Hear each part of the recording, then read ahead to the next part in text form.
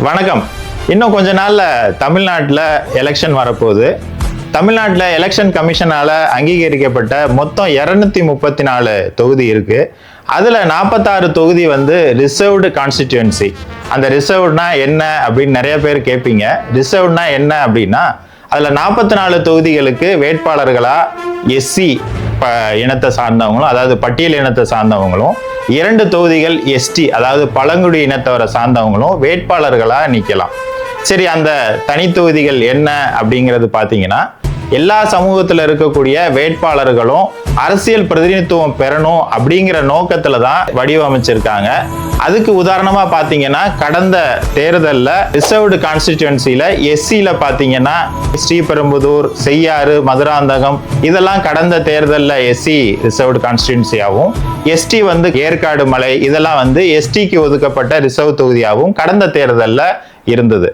இதே மாதிரி பாத்தீங்க அப்படின்னா, சில தொகுதிகள் கம்பேரிட்டிவ்லி பாப்புலேஷன்ல பெரிய தொகுதியாகவும், சில தொகுதிகள் பார்த்தீங்கன்னா ஏரியா வைஸ் சின்னதாகவும் இருக்கும். அந்தந்த இன்ட்ரெஸ்டிங் ஃபேக்ட் என்னங்கிறதையும் நம்ம பார்ப்போம்.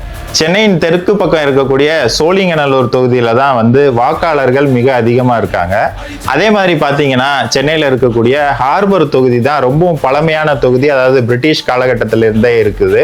அதே மாதிரி ஹார்பர் தொகுதி தான் நிலப்பரப்புல ரொம்ப சின்ன தொகுதி. அதே மாதிரி இன்னொரு இன்ட்ரெஸ்டிங் ஃபேக்ட் என்ன அப்படின்னு பார்த்தீங்கன்னா, கன்னியாகுமரி மாவட்டத்தில் தான் ஆண் வாக்காளர்களோட பெண் வாக்காளர்கள் ரொம்ப அதிகமா இருக்காங்க. இந்த மாடர்ன் எலெக்ஷன்ஸுக்கெல்லாம் முன்னோடியா தமிழர்கள் ஒரு காலகட்டத்தில் இந்த தேர்தலை குடவோலை முறை அப்படிங்கிற ஒரு முறையில இதை பண்ணியிருக்காங்க.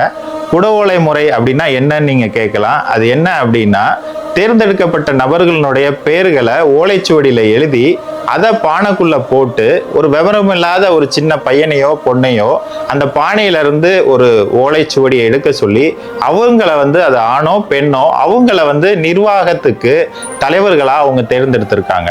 இது எல்லாமே பாத்தீங்கன்னா சோழர் காலத்துல பண்ணியிருக்காங்க அப்படிங்கிறத சான்றா உத்தரமேரூர் கல்வெட்டுல இது எல்லாமே இருக்கு.